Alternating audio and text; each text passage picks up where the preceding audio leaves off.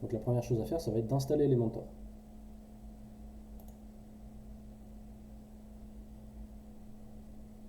Ajouter.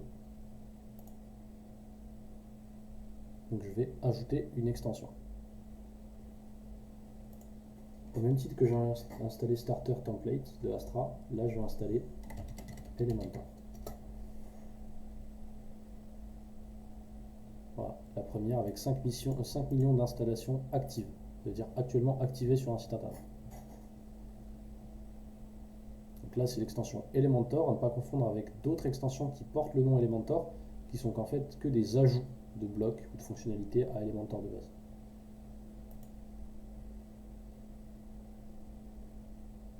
Voilà. Donc là Elementor il a été rajouté. Ce que ça veut dire c'est que sur ce site, là pour l'instant il n'y a aucune différence. Elementor ne modifie pas l'apparence du site. Elementor, c'est comme Gutenberg. C'est juste un autre moyen de créer une page. Ça signifie que maintenant, si je vais dans page, si je vais dans créer, enfin ajouter, là voilà, je suis sur un site normal, hein, je peux donner un nom à ma page, hein, je peux l'appeler par exemple à propos, voilà. Et vous voyez qu'en haut j'ai un petit bouton qui est apparu, le bouton modifier avec Elementor. Donc je clique dessus. Et là il y a Elementor qui va charger. Voilà. Là on arrive sur Elementor.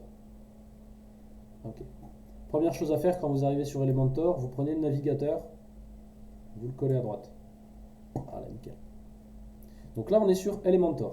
Vous voyez qu'ils ont mis le header, le footer, mais nous ce qu'on va modifier c'est tout ce qu'il y a ici. Donc Elementor, comment ça fonctionne? Vous voyez les balises section en HTML? La balise comme ça pour Elementor c'est le conteneur. Je peux soit glisser un conteneur là-dedans, soit cliquer sur plus et ça va m'en rajouter un. Donc je clique sur plus. Voilà. Et là il me demande la structure du conteneur. Donc j'ai plusieurs choix. Soit je prends un conteneur qui utilise les display grid, donc les différentes grilles CSS possibles. Soit j'utilise un conteneur qui utilise le display flex. Donc un conteneur qui va afficher les éléments de haut en bas, ce serait un conteneur classique hein, en fait finalement. Ou un conteneur qui va afficher les éléments de gauche à droite. Donc ce serait une ligne. Il n'y a pas spécialement de proportions de colonnes qui sont décrites, c'est simplement une ligne. Comprenez bien que les conteneurs, c'est un peu comme les bannières. C'est un gros bloc dans lequel je peux mettre plein de trucs, et si j'ai envie, je peux même mettre une image de fond, une vidéo de fond. D'accord? Ok. Ok. Donc moi, je vais choisir un conteneur normal, donc c'est-à-dire un conteneur voilà, où les blocs vont se mettre de haut en bas. Tac. Donc là, on voit que dans le navigateur, j'ai mon conteneur qui s'est rajouté, et dans mon conteneur, pour l'instant, j'ai du vide. J'ai rien du tout. Vous voyez, c'est écrit vide. Et bien là, au même titre que Gutenberg, je vais pouvoir rajouter des blocs. Pour rajouter des blocs, c'est la petite icône qu'il y a ici.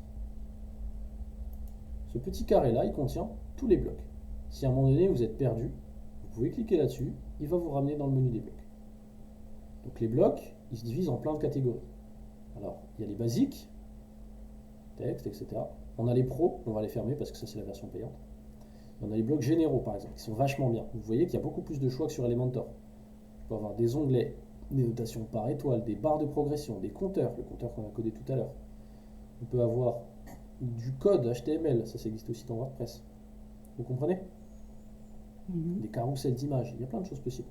Et en plus, je peux installer des plugins en plus pour rajouter de nouveaux blocs. Ces blocs-là, on les appelle les widgets. Comment ils fonctionnent? C'est que je prends mon widget et je le mets dans un conteneur. Donc par exemple, je vais essayer de refaire Jump It. Donc je mets mon titre ici. Jusqu'ici, rien de nouveau. Ok. Donc Elementor, on peut le modifier comme dans Gutenberg, juste là. Hein. Mais moi, ce que je recommande, c'est de toujours passer par le menu de modification qui se trouve sur la gauche. Donc il n'est pas sur la droite, hein, comme avec...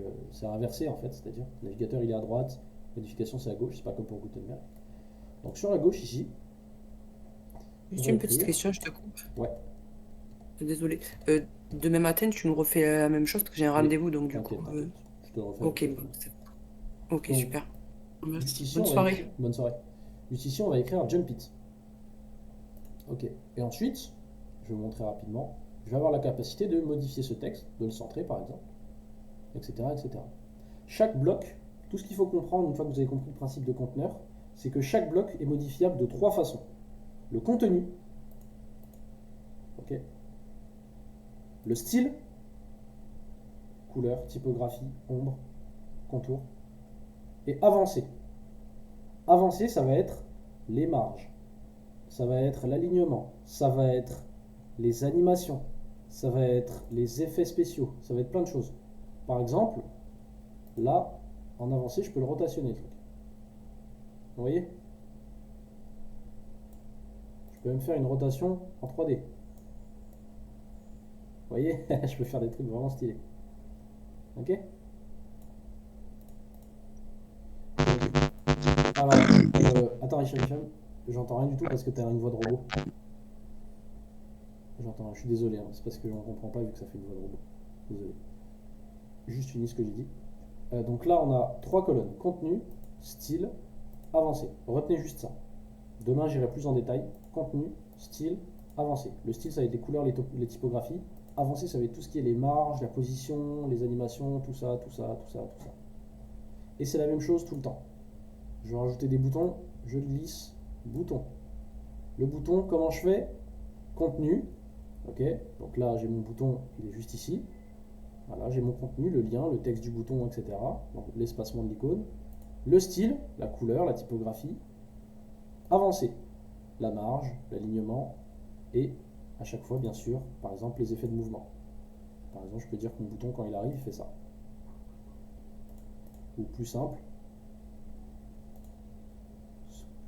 par exemple. Vous comprenez? Oui. Voilà, ça, concrètement, c'est la base d'Elementor. J'arrive, je mets un conteneur. Dans ce conteneur, je clique là, je mets les blocs que je veux. Titre, image. Si jamais je galère, je peux les mettre. Ah non, je peux pas les mettre là. Ouais. Titre, image, bouton. Il s'affiche sur la droite. Ok. Et ensuite, pour chacun des blocs, j'ai toujours 3 menus. Contenu, c'est le contenu. Style, c'est l'apparence visuelle, les couleurs, les trucs jolis. Avancé, c'est les détails. Les marges, la largeur, l'alignement. Image, pareil. Contenu, c'est l'image. Style, c'est la taille de l'image, vraiment ce qui est visuel, ce qui est visible par l'utilisateur. Avancé, ça va être la marge des trucs, etc. Bouton, même chose, à chaque fois. Retenez juste, conteneur, je le mets, je glisse les blocs, 3 menus. Contenu, style, avancé. Voilà. Ensuite, je publie ma page, elle est en ligne. Voilà. Et je peux modifier ça aussi de manière responsive. Pouf, pouf, pouf. Voilà. Autre option intéressante, l'historique. Je peux revenir en arrière de toutes mes modifications. J'ai essayé de faire vite. Je pense que là, je vous ai expliqué les bases. C'est clair?